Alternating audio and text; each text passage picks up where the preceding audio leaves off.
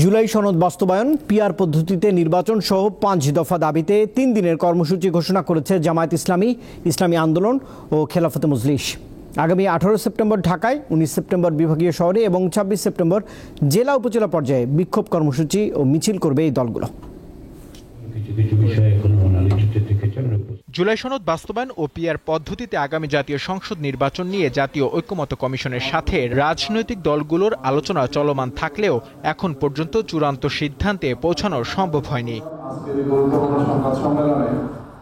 এ পরিপ্রেক্ষিতে সোমবার 5 দফা দাবিতে আলাদা কর্মসূচি ঘোষণা করে বাংলাদেশ জামায়াত ইসলামী, ইসলামী আন্দোলন বাংলাদেশ ও খেলাফত মজলিস। দাবিগুলোর মধ্যে রয়েছে জুলাই সনদের ভিত্তিতে পিআর পদ্ধতিতে জাতীয় সংসদ নির্বাচন, ভোটের আগে লেভেল প্লেইং ফিল্ড নিশ্চিত, গণহত্যার দৃশ্যমান বিচার এবং বিশেষ ট্রাইব্যুনালে জাতীয় পার্টি ও 14 দলের বিচার নিশ্চিত করা। ওয়ালটন এখন দেশের সীমানা পেরিয়ে পৌঁছে গিয়েছে 50টিরও বেশি দেশে। ওয়ালটন, ঘরে ঘরে বিশ্বজুড়ে। জনগণের দাবি আদায়ের জন্য 18 সেপ্টেম্বর রাজধানী ঢাকায় সমাবেশ ও বিক্ষোভ মিছিল। 19 সেপ্টেম্বর দেশের সকল বিভাগীয় শহরে বিক্ষোভ মিছিল। 26 সেপ্টেম্বর দেশের সকল জেলা উপজেলায় বিক্ষোভ মিছিল। এইসব কর্মসূচি বাস্তবায়নের মাধ্যমে জনগণের দাবি আদায়ের লক্ষ্যে ঐক্যবদ্ধ হওয়ার জন্য আমরা দেশবাসীর প্রতি উদাত্ত আহ্বান জানাচ্ছি। জাতীয় পার্টি সহ ফেসিবাদের দোসরদের নিষিদ্ধ চাই, পিআর পদ্ধতিতে নির্বাচন চাই। আমাদের অবস্থান কোনো দলের বিরুদ্ধে না, বরং জুলাই অভ্যুত্থানের রক্ত জীবনের প্রতি দায়বদ্ধতা থেকেই আমাদের এই অবস্থা।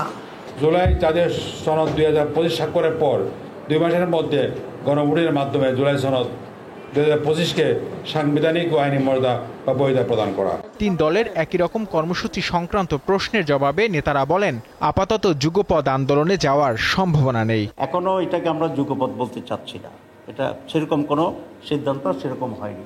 কিন্তু যেহেতু দাবি এক, প্রত্যেকে তার মতো করেই আন্দোলনে নামবে, বক্তব্য রাখবে, এটা প্রত্যেকটি দলের নিঃস্বার্থী।